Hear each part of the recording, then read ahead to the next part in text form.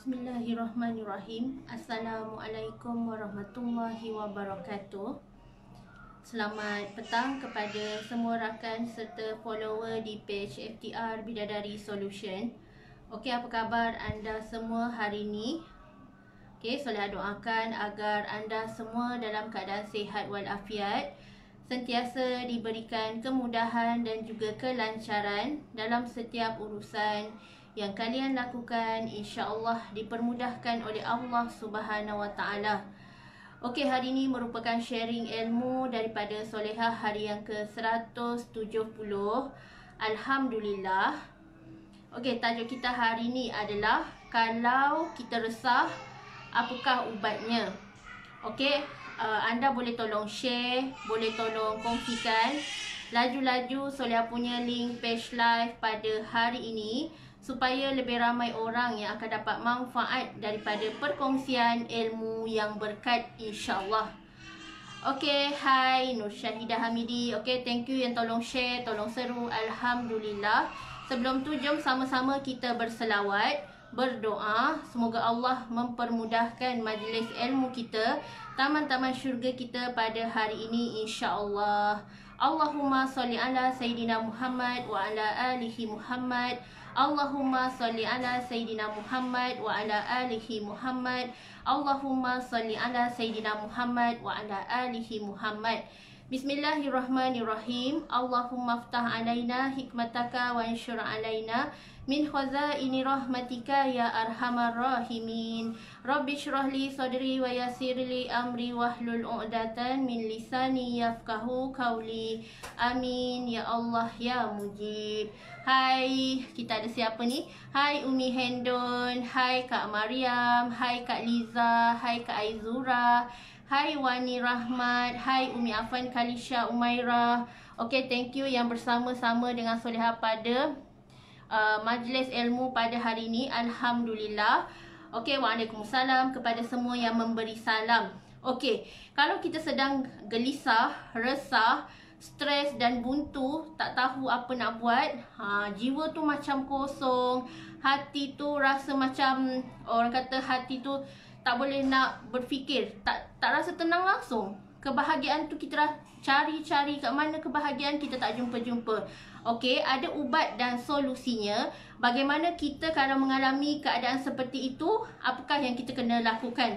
Okey, yang pertama, bila kita buntu, kita stuck, kita resah, gelisah, tak tahu nak buat apa, caranya adalah solat dan sabar.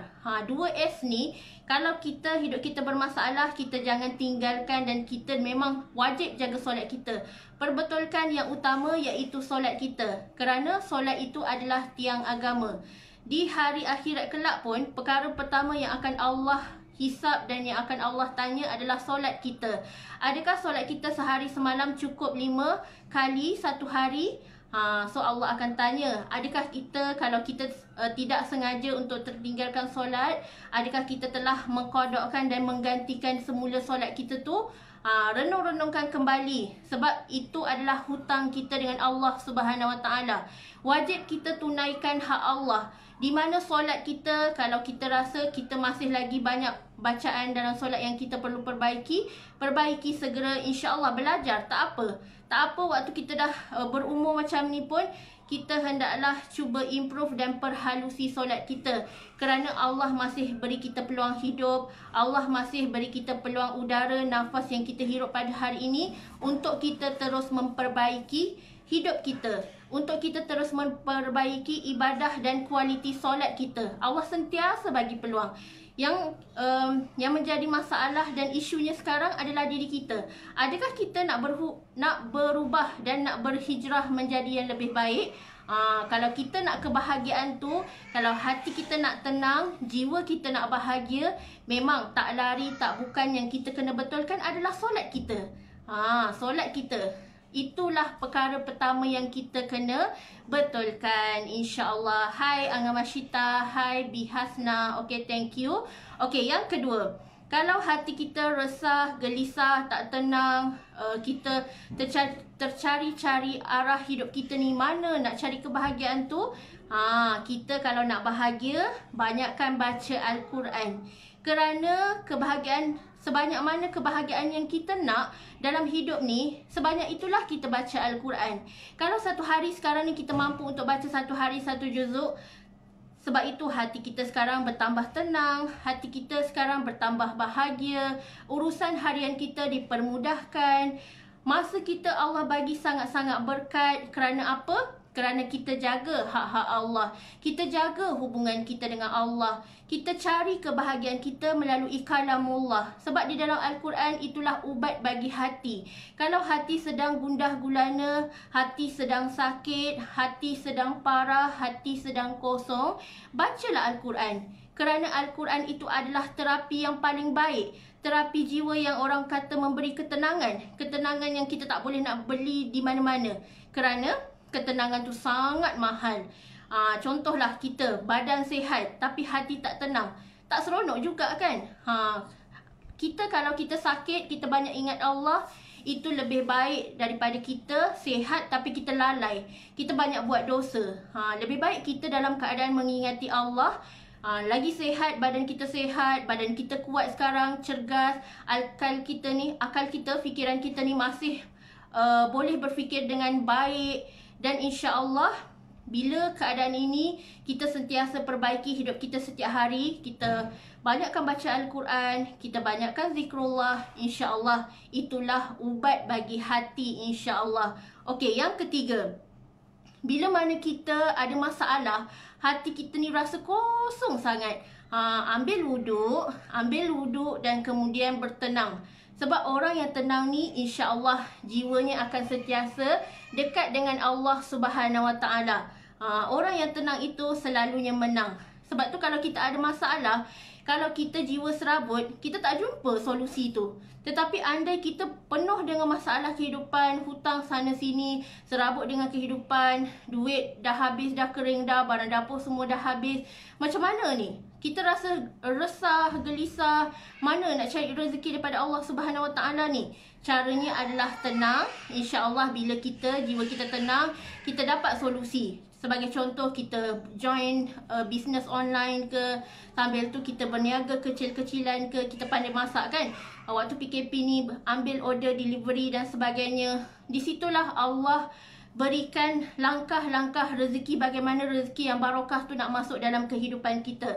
Ambil wuduk dan bertenang. Sebab bila orang yang jiwanya tenang, insya-Allah ada masalah berat macam mana pun, dia akan jumpa solusinya. Dia akan sentiasa, orang kata, dapat penyelesaian daripada Allah Subhanahu Wa Taala dengan jalan yang sentiasa diredai, insya-Allah. Bukannya kita bila kita buntu, bila kita stuck, kita cari jalan yang orang kata jalan yang Allah tak reda. Kita tiba-tiba mencuri, merompak, menipu orang, rasuah sana sini. So itu adalah contoh rezeki yang tak berkat, contoh rezeki yang haram, di mana kita dapatkan rezeki itu dengan cara yang salah. Kita kalau kita takut dosa, kita tak akan lakukan perkara-perkara sebegitu. Kita tahu hukuman Allah tu sangat-sangat jelas. Di hari akhirat, kalau mencuri akan dihukum potong tangan. Kalau berzina akan dihukum rejam sampai mati. So dekat sini kita akan sentiasa muhasabah diri kita. Jangan lakukan perkara terkutuk, tinggalkan perkara yang dilarang. Biarlah kita kejar keberkatan, jangan kita kejar kuantiti, tetapi caranya tidak benar. Caranya adalah cara yang haram. Okey, yang seterusnya, kalau kita sedang dalam keadaan resah, gelisah, apa ubatnya? Hendaklah kita mengadu kepada Allah. Menangislah, meluahkanlah perasaan hati kita, masalah kita hanyalah kepada Allah Subhanahu Wa Taala, ditikar sejadah. Janganlah kita mengadu dengan manusia, janganlah kita mengadu dekat makhluk lain. Sebabnya mereka hanya mampu untuk jadi pendengar yang baik. Tetapi Allah jua yang mengizinkan. Andai sesuatu tu bagus untuk kita, Allah yang mengizinkan. Kun fayakun. Sebab tu bila kita ada masalah, cari Allah first.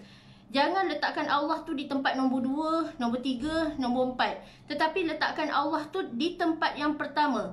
susah ke, senang ke, situasi kita sedih ke, happy ke, gembira ke, hendaklah kita mendahulukan Allah dalam setiap perkara. Allah dulu, Allah lagi, Allah terus dan Allah selamanya. Jangan kita ketepikan Allah. Sebab andai hidup kita, Allah bagi rezeki kita pada hari ini, kita dikurniakan dengan kekayaan, kita dikurniakan dengan duit yang banyak. Tetapi andai satu hari kita ni menjadi seorang yang tidak bersyukur, kita tidak pandai menghargai segala nikmat dan kurniaan Allah Subhanahu Wa Taala, maka jadilah kita seorang yang kufur nikmat, seorang yang makin jauh daripada rahmat Allah Subhanahu Wa Taala. Okey, yang seterusnya, bila hati kita resah gelisah, upgrade ilmu. Duduk dalam taman-taman syurga, di mana kita ni, hati kita sebenarnya macam perut juga. Perut setiap hari nak isi dengan makanan kan. Contohlah kalau seseorang tu sehari kalau tak dapat nasi tu rasa macam tak best je kan. Tetapi sama juga kita cek balik hati kita. Hati kita juga perlukan makanan rohani. Bukan sekadar perut je yang kita nak isi. Hati kita juga sangat-sangat penting untuk kita isi dengan makanan rohani. Sebagai contoh, dekat rumah boleh buat tadarus Al-Quran, boleh buat bacaan Yasin berjemaah, boleh solat berjemaah, boleh buat usrah taklim. Antara kita dengan tim pun boleh buat kelas usrah dan sebagainya dengan pembaca FTR. Boleh berbincang ilmu dan perkara-perkara majlis ilmu yang mengingatkan tentang akhirat, yang mengingatkan diri kita tentang Allah. So insya-Allah, bila hati kita terisi dengan makanan rohani, hati kita penuh dengan ilmu-ilmu Allah, mengenal Allah, dari situlah hati kita akan subur menjadi hati yang sentiasa gembira, hati yang bersih, hati yang sentiasa mengingati Allah Subhanahu Wa Taala. Jangan kita asyik duk fikir hari ni nak makan apa, hari ni nak makan apa, tetapi kita lupa fikir hati aku ni dah makan ke belum. Rupa-rupanya hati kita pun, dalam kita tak sedar, hati kita pun boleh lapar sebenarnya. Sebab tu kita kena cek hari-hari.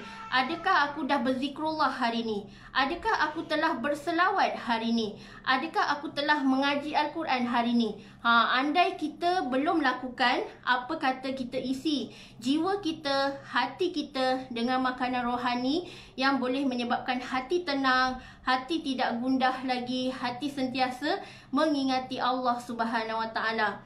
Okey, yang seterusnya, bila kita dalam keadaan stres, dalam keadaan jiwa yang serabut, hendaklah kita banyak beriadah. Jaga pernafasan kita. Jaga pernafasan kita agar tidak, orang kata, tersekat-sekat. Sebab pernafasan ni sangat-sangat penting untuk menghadirkan emosi yang stabil, emosi yang sihat, tak ada nak marah-marah, tak ada nak moody je. Dan kita sendiri nak fokus pada urusan harian kita. Kita nak jaga anak-anak kita, nak jaga keluarga kita. Tetapi kalau emosi kita sendiri tak sihat, macam mana kita nak pantau anak-anak kita, nak jaga urusan rumah tangga kita? Banyak kan kerja yang kita perlu buat. Nak basuh baju, nak sidai baju, nak lipat baju, nak basuh pinggan. Banyak sangat kerja rumah ni. Kalau nak senaraikan, memang kerja rumah tu takkan habis-habis. Nak masak lagi, nak itu, ini lagi. Nak basuh berak anak lagi kan. Nak mandikan anak lagi, mana-mana yang ada anak kecil tu. So, inilah kita. Kekuatan dan pengorbanan jiwa ibu bapa dalam mendidik anak. Penting. Kita, ibu bapa, cukuplah kita meminta kepada Allah agar diberikan kesihatan yang baik. Kerana nikmat kesihatan ni tak boleh nak dijual beli. Di mana kalau badan kita sihat, insya-Allah kita boleh atur dan manage kehidupan kita dengan sangat baik. Tetapi andai tubuh badan kita tak sihat, kita terbaring sahaja, nak masak pun tak mampu, nak uruskan anak-anak pun tak mampu, so macam mana kita nak hadirkan sebuah keluarga yang sakinah, mawaddah warahmah? Sebab tu kita kena seimbangkan antara kehidupan kita, rehat kita, tidur kita, riadah kita, pemakanan kita. Semua tu sangat-sangat penting untuk kita ambil berat. Pernafasan kita ni, kita jaga pemakanan kita. Kalau kita mampu untuk beli suplemen yang boleh memberikan kita kesihatan, yang sentiasa membuatkan kita energetik, berenergi dari pagi sampai ke malam, tak apa, invest sahaja. Macam Soleh apa? Soleh jenis yang tak kisah. Kalau untuk milk booster Soleha, untuk energy booster Soleha sepanjang hari, Soleha tak kisah pun beli untuk kegunaan sendiri, untuk kita sendiri yang makan, untuk kita sendiri yang minum, supaya kita ni kuat untuk keluarga kita, supaya kita ni boleh berkhidmat untuk ummah. Yelah, kalau kita dah tak larat, badan tak kuat, macam mana kita nak bagi sharing untuk ummah? Bagaimana kita nak train tim kita? Sebab tu pentingnya kita sentiasa jaga energi. Sebab leader sangat penting, sangat penting. Kena sihat, kena sentiasa ada dengan tim. Sebabnya bila leader tak ada, mulalah tim pun porak-peranda. Mereka tak ada tempat macam mana nak bertanya, macam mana nak dipantau. So kita leader memang memainkan peranan penting, sentiasa jaga diri, sentiasa jaga kesihatan demi untuk memberi manfaat dan berkongsi manfaat dengan ramai orang. Selagi kita hidup ni, nikmati dan hargai segala peluang yang Allah beri ni. Jangan merungut, jangan cepat give up. InsyaAllah Allah akan sentiasa ada bersama kita. Andai kita sentiasa ada bersama Allah Subhanahu Wa Taala, insyaAllah. Okey, hati yang sihat, badan yang sihat, fikiran yang sihat akan menghasilkan sesuatu kejayaan dan hati yang sentiasa, orang kata sentiasa bersama dengan Allah hinggalah ke Jannatul Firdaus. InsyaAllah kita jaga Allah, Allah akan jaga kita. Okey, wabillahi taufiq wa hidayah. Wassalamualaikum warahmatullahi wabarakatuh. Terima kasih semuanya.